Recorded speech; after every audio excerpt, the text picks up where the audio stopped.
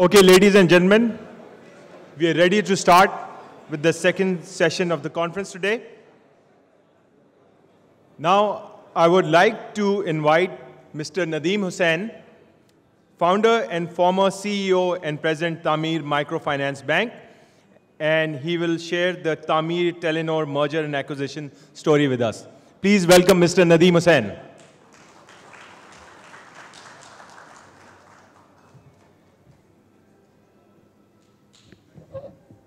Ladies and gentlemen, Assalamu alaikum. I was talking to Mahmood Mandiwala just before when this started. So he says, "ये तुम क्या कपड़े पहन के आए हो?" I said, "जब खुदा capital देता है, jeans आई जाती हैं."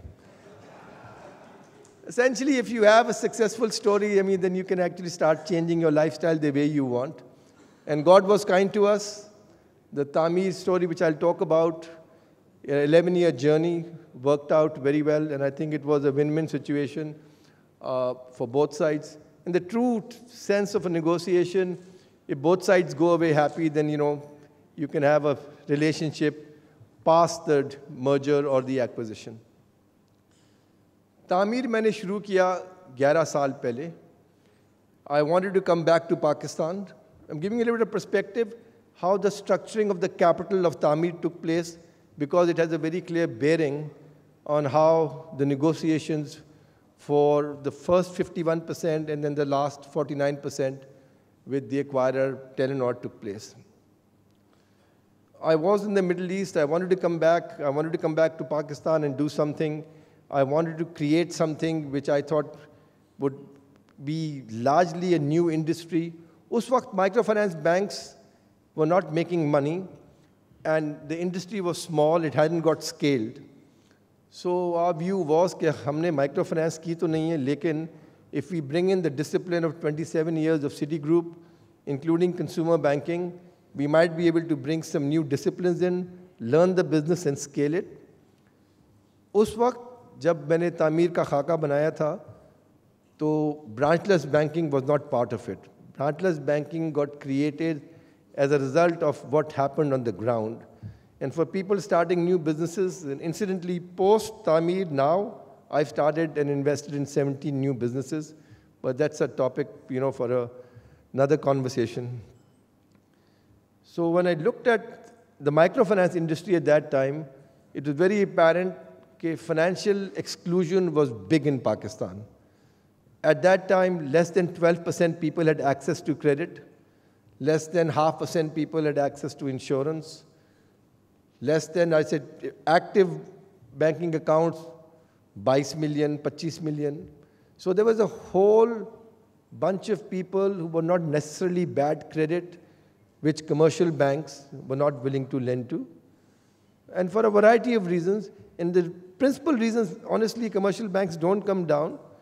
Ek to, because they're in a very nice space because of treasury bills and PIBs, with the government's insatiable desire for debt. And if you're going to lend risk-free to the government, why would you want to lend to the private sector? एक तो ये है, दूसरा ये है कि commercial banks का जो model है is not built for long-tail customers. A long-tail customer is where you're making a very small amount of money, but the scale is huge. And their business model is not built on that. A branchless banking business model or a microfinance business model, imagine, is built on selling one sachet of tea at a time, as opposed to a carton or a box. So uska business model, cost of acquisition, cost of distribution, cost of personnel have to be built in from day one. You can't then adjust what you have built in for a large-scale business down to selling a sachet at a time.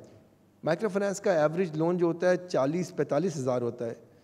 But the amount of work that goes in, because the person you're acquiring doesn't have a balance sheet, doesn't have an income statement, doesn't have a broker report, does not in the credit bureau at all.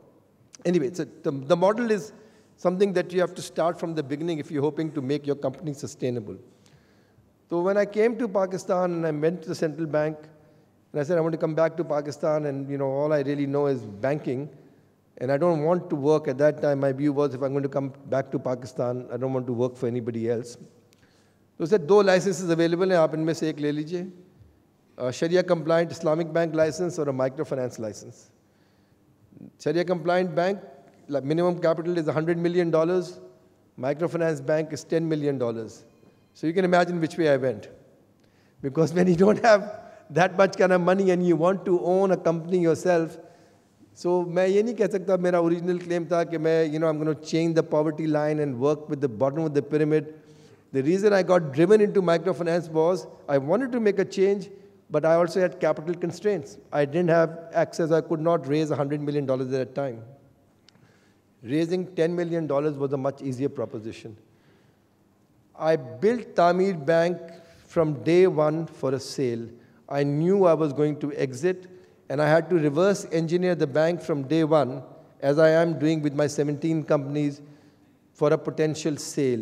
Whether that sale is a trade sale, whether that's an IPO, or whether it's an acquisition, remains to be seen. But if you want to exit, you need to build in your company from day one and assume a range of people who can potentially buy your company and create your governance and other practices so that that's not an impediment when you come to the sale. So the structure of Taamir Bank in terms of capital was State Bank required at that time $10 million. So what I did, I didn't have $10 million, but I wanted to own the majority of the bank. And in order to get an investor coming in, I needed to first show that I had access to money. So I put in $1 million of my own money, because 27 saal Citibank ke baad, with options, everything, I had a couple of million. So I initially put in $1 million. I went to OPIC, which is the US government treasury arm, and raised $6.5 million at a holding company level as debt, which I brought down to Taamir Bank as equity, as my equity. So I invested $6 million in Taamir Bank. $5 million I leveraged at the holding company level, EMC, and $1 million of my own money I put in. I still needed $4 million.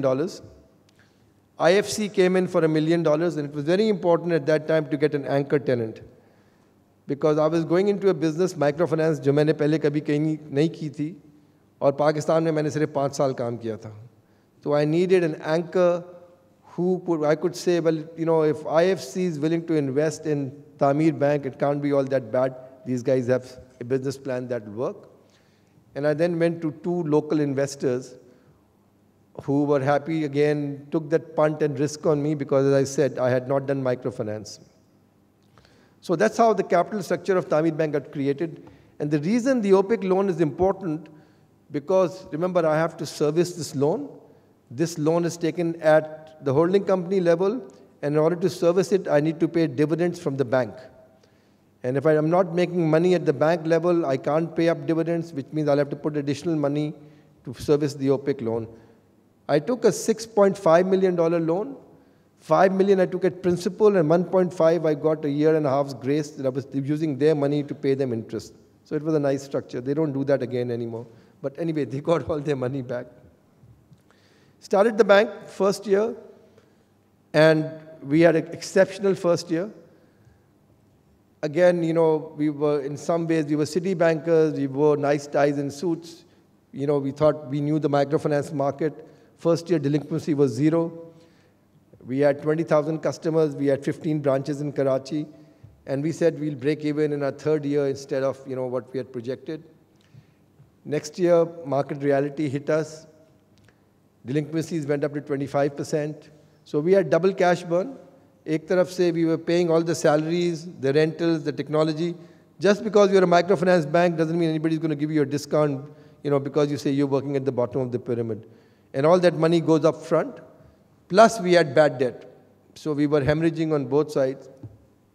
Our capital started coming down from 10 million. The next year, we basically dug in deeper. We put in another $1 million, to put in the last amount of money that I had, and the other shareholders matched us. And we started turning the bank around by changing the way we were doing things. We diversified out of Karachi into the rest of Pakistan. We introduced the gold lending product. Some of you may know, some of you may not know, Pakistan informally imports $8 billion of gold a year. We are a gold nation. We are obsessed with gold. Everybody has gold. Even the lowest rung, if you go down, ek bali, chudi, something of gold exists because it's how Pakistanis save other than cash. That's why our cash to GDP ratio is very small, because a lot of our savings is actually in gold. So we started lending to farmers against what they were doing against gold, and also in cities. And again, this was a product at that time which did not attract any capital. So I could build up a loan book, but I would not require additional capital to put in. This is one way I could increase the valuation of the company, because if I built up the loan book for something that required capital, I would have to constantly increase the capital. Second year, we realized that even though we were bootstrapping our branches, we could not get the scale we wanted. And we started looking at branchless banking. And so it was born out of the experience we had rather than a vision before we started the bank. We looked around, we went to Gates, we talked to them, we said, we want to start this. They felt we were good guys or we had credibility. They gave us close to $1 million. And we spent $1 million researching and creating our banking to get ready to do branchless banking in Pakistan much before anybody else thought of it. At the same time, the State Bank was looking and the PTA was looking to create branchless banking regulations. The telcos were pretty sure that this would be a telco-led model. I was part of the committee at the State Bank, and I knew that the State Bank would not allow this. Globally, most branchless banking is telco-led, but after the experience they had in Kenya, I knew that State Bank isko manega nahi. So it would be a bank-led model, which meant that the banks would be in a very powerful position because the telcos would not be able to operate without them. Truly, the banks also would not be able to scale without them, but a small microfinance bank suddenly got a lot more leverage because it had a branchless banking license as opposed to a large commercial bank, which a telco would not deal with because it was a battle of egos. Customer kiska hai, revenue share kis tarah hoga, kiska brand pehle aayega. My view was ke paise kiske paas aayenge. I don't really care about the brand. In the third year, when telcos started looking around to look for commercial partners, we were far ahead of the game. And that was again, we were engineering ourselves to get into a partnership with a telco. We knew they had the distribution system which no bank could replicate. So we could ride on that existing railroads. We knew we were bankers. We knew we understood cash management. We knew the State Bank would look to us. So we would always have that regulatory oversight. And we could work together to create products. They could do payment products. We could work on credit products. So it would be a nice combination. So when the telcos went around, and all telcos came to us as they went to all other banks, we were like head and shoulders above because we had spent $1 million of grant money figuring out how to do this business. In the third year of operation, we had the first negotiation with Telenor at that time because the other telcos weren't as ready. Telenor had some branchless banking dealings outside Pakistan. They had a vision of what they wanted to do.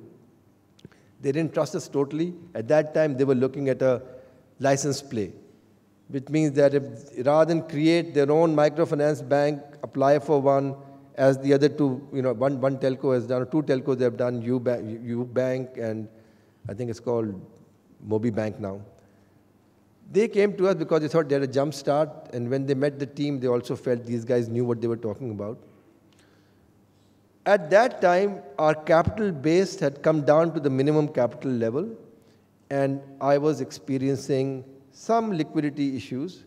So that's the time, every dinner I went to, वो कहते हैं ना कि औरंगज़ेब ने एक नमाज नहीं छोड़ी, एक भाई नहीं छोड़ा, मैंने एक डिपॉजिटर को नहीं छोड़ा. Every person I spoke to, I was looking for deposit, whether they were institutions, whether they were my friends. And we had the rating agency had given us the A- rating at that time, so we were in good state of the rating. But our liquidity was, looking constrained. We were not illiquid, but constrained. Same time, cash burn was coming down. And that's the first time we started negotiating with Telenor. So internally we weren't in a great position of strength because हमारा cash burn बढ़ता जा रहा था. But this turnaround was taking longer. Second year we started the turnaround. But we knew कि इनको bank चाहिए. Bank के बगैर ये branchless banking कर नहीं सकते थे. We knew that the ARPU had come down for the business case they had put together. $15 का $2 पे आया हुआ था. So the voice was not going to make them money. We knew कि इन्होंने $1 से $1.5 billion टावर्स में, मर्चेंट नेटवर्क में, लाइसेंसेस में लगाया हुआ था और वॉइस से इनका पैसा नहीं बनने जा रहा था. They have to come into financial services. But it did not necessarily would have to be us. I mean, they could go their own way. So we had leverage in terms of, I knew they were going to come into this and they would try to drive a bargain. Why shouldn't they? At the same time, in the time frame I had to strike a deal within 3 to 6 months.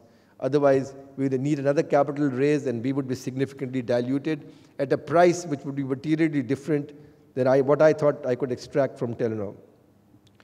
Negotiations went back and forth. मैं आपको Twitter version बता देता हूँ. Finally, we were in the room. They put an offer on the table, and it was much lower than what my expectations were, but it was still a good offer. It was probably much lower than what they would have given us, because that's the time Telenor's Indian debacle happened, where they lost $1.5 billion overnight on their valuation, and suddenly all acquisitions moved from the region back to head office. So the decision-making power, which was with the local CEO, went up to Norway head office. So it was a different ball game in terms of approval processes. Okay, the amount wasn't that great to start with. Anyway, final negotiation, I sat down with them in Islamabad. I had one backup, but that would take me a much longer period. Soros was interested at that time. We had got into discussions where they would come in. But obviously, a Telenor merger or acquisition would not only give us capital, but give us an earning stream as well. So it was desired. But Telenor wanted at that time 75% of the bank. और मुझे पता था कि ये state bank approve नहीं करेगा. State bank was jaundiced as it is कि telcos को हम बैंक की ओनरशिप क्यों दें. They don't understand banking. तो it was Dr. Shamshad at the time. She said इनको कहो इनको 25% दे दें और बाकी they can come in later on. I knew Telenor wouldn't buy that. But I also knew that they could do without the 75. So we struck a deal with the central bank to allow them 51% subject to the pricing and give them an option for another 25, or 25% was free, in the sense that we could negotiate what we wanted. But remember, if somebody's sitting at 75%, then that 25%, free to hai, lekin uski value badi kam ho jati hai, because you've got a 75% owner on one side and only 25 on the other. That time we were losing money. We would lose money for another 2 years. But based on what the expectation was as to where we would go, I was asking for a much bigger valuation. I was asking for, lot more than I got. But I'll share with you.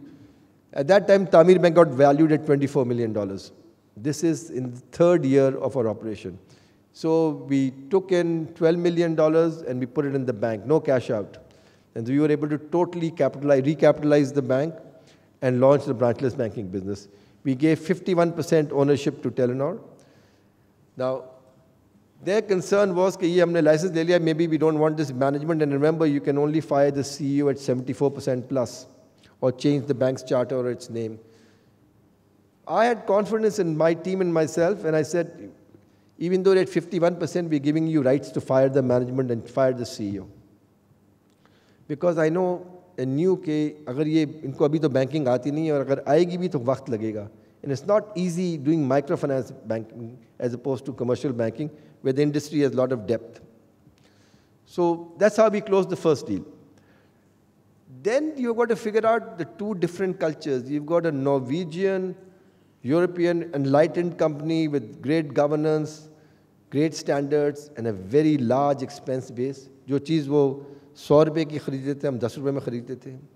And you've got a small bank, nimble, fast decision making, with its own culture, and the 2 are coming together. If I had acquired the Telenor culture in Tamir at that time, we would have failed. The bulk of my staff weren't from LUMS, IBA, NUST. They're from local colleges, whether in Gujranwala, whether in Multan. That's how we hired people. We just had a great training program and passion that made us the #1 microfinance bank in Pakistan. उनका एक view अलग था, they had training programs, compliance. पहले उन्होंने आगे कहा जी आपके जो guards हैं ये guns नहीं carry कर सकते. तो मैंने कहा बहुत अच्छी बात है, but what about the cash in transit and what's going to happen over there? Okay, then we came to a compromise. The guns carry करेंगे, it should be pointed downwards.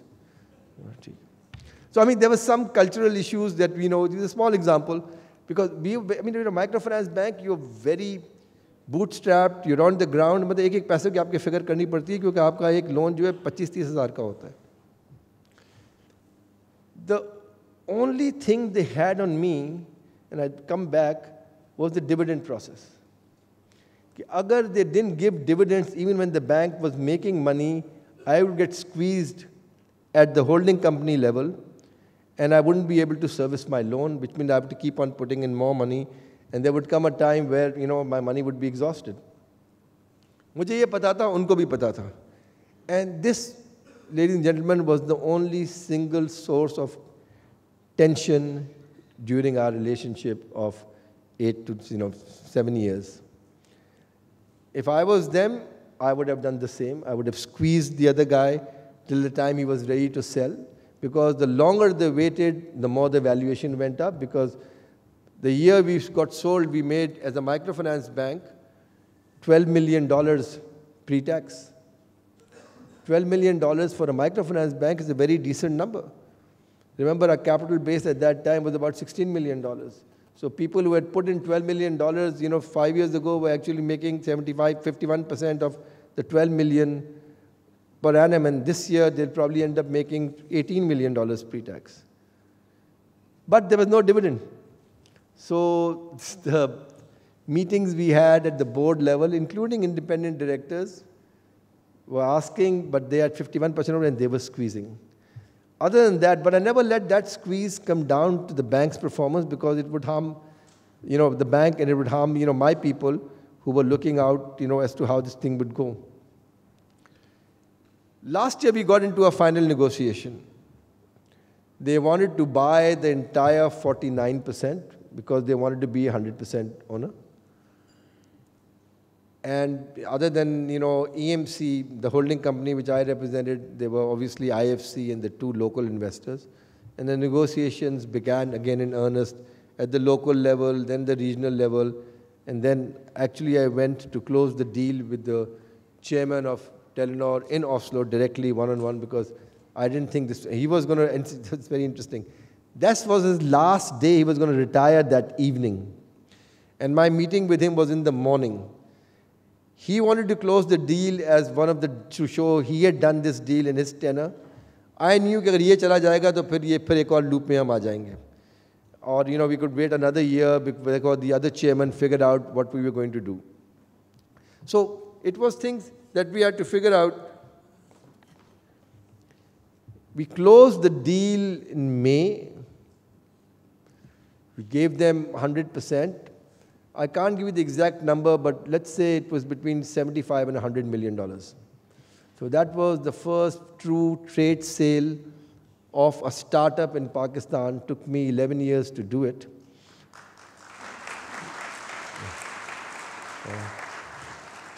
But it was, what I'd share is that it was a great experience, but ek to team strong thi, so they weren't looking at me, they were looking at the team. Dusra hamara governance bahut strong tha, because it was governance that I was worried about. When they do the due diligence, they'll, if we are not up to the standard, then the whole lens of the acquirer changes.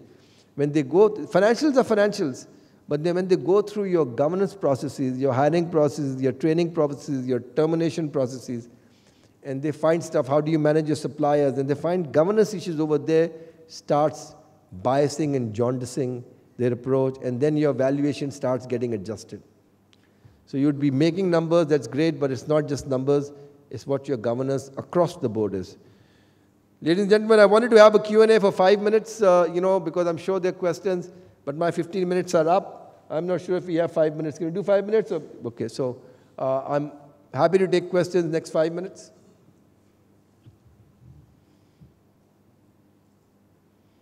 No questions, quick 5 minutes. My vision is, 11 साल मुझे लगे तामीर bank को between 75 and 100 million पे लाने के लिए. My vision is to create $1 billion group over the next 5 years. Planet N got started in May. This is my first round of funding. It's $50 million right now valuation, which will get tested when I have the money. So, जो 11 साल की journey को telescope करके, the vision is not just to create a unicorn. The vision is to actually change. Look at the disruption we can cause. Because 11 years gave me a lot of confidence, a lot of contact, and ability to see further disruptions that can be done. So, मेरा इस वक्त सबसे बड़ा project is unbundling commercial banks. I think commercial banks are dinosaurs. I think commercial banks can be unbundled. We can take credit, savings, insurance, information, wealth management. In January, we'll launch an app, Credit Geek, which will probably you won't use, but the same people who are using EasyPaisa would use. It will go into your smartphone, जो आपका 6-7 हज़ार रुपए का smartphone है, bulk of 40 million जो smartphones हैं. Within a minute, it will take your social media feed, if you allow us. It will look at your SIM record and other variables, 52 variables, which exist in your smartphone, and it will give you up to a 5,000 rupee loan in 1 minute. So, these things are happening over the world. We're bringing them to Pakistan. There's other cutting-edge stuff. Big data is going to drive everything. And, big data is a buzzword, but we are using it, as I've just demonstrated in the algorithm we've created for extending credit. Same thing for saving. ये जो BC का system है, उसको हम algorithm पे ले आएंगे. A guy can be sitting in Gwadar, other person in Peshawar, and one in Multan, and will create an algorithm which will scrub them. So they'll be able to create a committee rather than having the social network. They won't be able to have real tea together like they do, the ladies, but the process is the same. Same thing on term insurance. We've got an algorithm. 5 lakh ki term insurance aapke phone data mein underwrite kar dunga. These are all things happening in the world. We just need to bring them over here, take that punt, have that risk appetite. I've invested about $6 million of what I made in Taamir already in 17 companies. Because it's my belief that these companies will be worth, $1 billion 5 to 6 years from now, because that market exists over here. We've got the scale, we've got people who are willing to pay for this. We just have to find people who are willing to buy it, that's all. My question is something out of the box, what you said. As usual, Edison. As usual. You talked wonderful things, and somehow the Samad also pointed out those things. You did something which is out of the box, not according to SOPs and all that. You did something of the sixth sense, having some sixth sense and the gut feelings. You did yourself, or there were some advisors? So yes, these are not all the written things what you did. Ji. These are not the written things. Being a banker, you were sharp to think about it, and you were playing the trump card at that moment of time. So that's my question, how it fits into the real business. I think, let me respond in a general way. Ek to, entrepreneurs are not born, they're made. You don't have to come from an entrepreneur family. I mean, I started entrepreneurship at 48 years as opposed to 20 years. I didn't have the confidence then to do it, nor the capital. I think I was lucky as well. I was at the right time, in the right place. I took some bets. I managed to get a great team of people together, and I rode that wave that's happening. And the wave that's going to take right now is the digital wave. Our lives are changing. We've had 2 major revolutions, financial revolutions in our life, which we don't talk about. A revolution is not just this word. It's where millions of people are changing or adapting another behavior pattern. Aapko yaad hai, we had 2.5 million landlines. We were the 165th country in the world, phone to people density. Ever since hand phones came in, we have 120 million phones right now. We're the 6th largest country in the world as far as population density to phones are concerned. So that's a revolution. That changed right in front of us. We've forgotten landlines. Jab tak phone band ho jata hai, uske baad landline yaad aata hai. The second revolution took place again in telephony is the smartphone. By 2020, there'll be 80 million smartphones. The smartphone you hold in your hand has more power than the first rocket that NASA put up. This is the power of the smartphone. For me, that's the biggest invention, since they created the wheel or whatever. I mean, it's huge. We don't understand the power of the smartphone and how it's changing people's life across the board. G. The intellectual capital when these deals are going on. G. I just wanted to ask that on balance sheet items you can measure and you can revalue, but in these deals, how you value your human capital, like the other party, how they see that, and can we put a number to the employees and the infrastructure you have? So if I get it right, your question is non-financial valuation. Okay, one valuation is coming whether you're using a discounted flow method or a multiple method of your company. Especially the intellectual capital. G? Intellectual capital you have in the organization, how you value that, the human resource. In my view, you know, the 17 companies I've invested in, Adi are startups which I got the CEO, half of them were existing. So my first bet was on the individual. So uski value intrinsic hoti hai in the valuation and the numbers. So largely you bet on people that they're going to be able to deliver. Then obviously you look at the business plan. Is this a viable business plan? But before I look at the business plan, I'm looking at the individual. Now you get it wrong sometimes, but hopefully you get it right most of the time. So it's your bet on people and the team that's running it. And then you figure out, okay, this plan makes sense. Can it be scaled? Can you exit from it? I think I've taken too much time, of what I had allocated. I'm going to end with a verse, which is a share from Salim Raza's father, whose shairi I've read. And he says, and these are for all the large companies in this room, क्यों कर संभालते हमें वो ना खुदा जो खुद साहिल की ओर से भंवर देखते रहे मंजिल की आड़ में आबला पा उठ खड़े हुए और शह सवार गुबारे सफ़र देखते रहे. Thank you very much. Thank you, sir. Can you stay on the stage, please? Mr. Hamza Hashmi wants to present you with the... Please give a round of applause for Mr. Nadeem Hussain.